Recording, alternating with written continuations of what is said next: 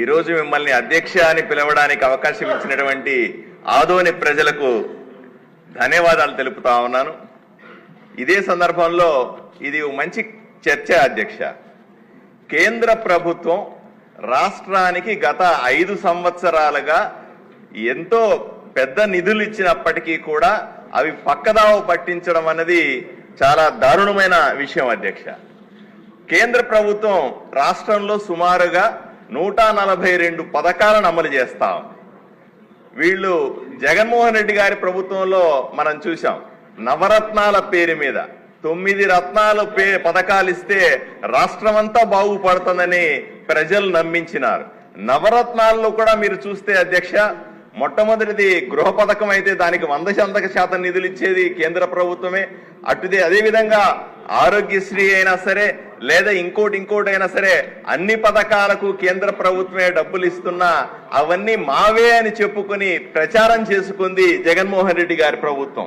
దీన్ని మనమందరూ కూడా చాలాసార్లు ఖండించాం. నేను చాలాసార్లు చెప్పాను అధ్యక్ష, గ్రామీణ ప్రాంతాల్లో 100 రూపాయలు ఖర్చు పెడితే 80 రూపాయలు కేంద్ర ప్రభుత్వం సరాసరి పథకాలకు ఇస్తుంది అని చెప్పాను. నేను ఒక్క విషయాన్ని మీ దృష్టికి తీసుకొస్తాను అధ్యక్ష, మంత్రి గారి దృష్టికి కూడా తీసుకురావాలి. నా ఆదోని నియోజకవర్గంలో అధ్యక్ష, కేంద్ర ప్రభుత్వానికి సంబంధించినటువంటి పథకాలు డబ్బులు ఎన్ని వచ్చినా సరే రాష్ట్ర ప్రభుత్వానికి సంబంధించిన 10-20% గ్రాంట్లు కూడా ఇవ్వకపోవడం వల్ల అన్ని వెనక్కిళ్ళిపోయినాయి అధ్యక్ష. ఉదాహరణకి సమ్మర్ స్టోరేజ్ ట్యాంక్ నాశనం అయితే అది పాడైపోయిన ఒక వాల్ పూర్తిగా పడిపోతే 80 కోట్ల రూపాయలు కేంద్ర ప్రభుత్వం ఇస్తే కేవలం 10 కోట్ల రూపాయలు రాష్ట్ర ప్రభుత్వం ఇవ్వలేకపోవడం వల్ల ఆ డబ్బులు వెనక్కి వెళ్లాల్సిన పరిస్థితి వచ్చింది అధ్యక్ష.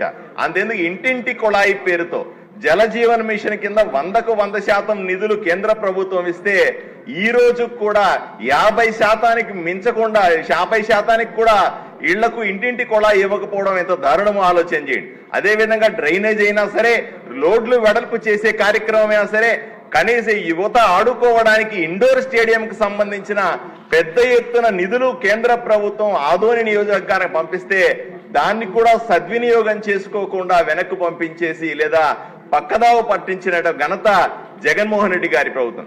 ఈ పొరపాట్లు మళ్ళీ జరగకుండా ఉండాలని గ్రామీణ ప్రాంతాల్లో నరేంద్ర మోదీ గారు నేరుగా ఇచ్చేటువంటి డబ్బులు సర్పంచ్ నిధుల నుంచి పక్కదారి మళ్లించకుండా చూడాలని మనం ఎన్నోసార్లు విన్నవించుకున్నాం. అది జరుగుతుందని ఆశిస్తా ఉన్నాం. ఈ ఆగస్టులో సర్పంచులకు ప్రత్యేకంగా నిధులు రాబోతా ఉన్నాయి. వాటిని సద్వినియోగం చేసుకుంటాం అధ్యక్ష. అదే సందర్భంలో మన ప్రభుత్వంలో, కూటమి ప్రభుత్వంలో ప్రజలకు కూడా మనం ధైర్యాన్ని కల్పించాల్సిన అవసరం ఉంది.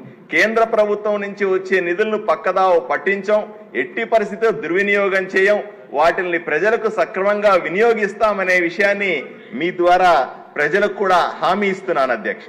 నరేంద్ర రామరాజు గారు.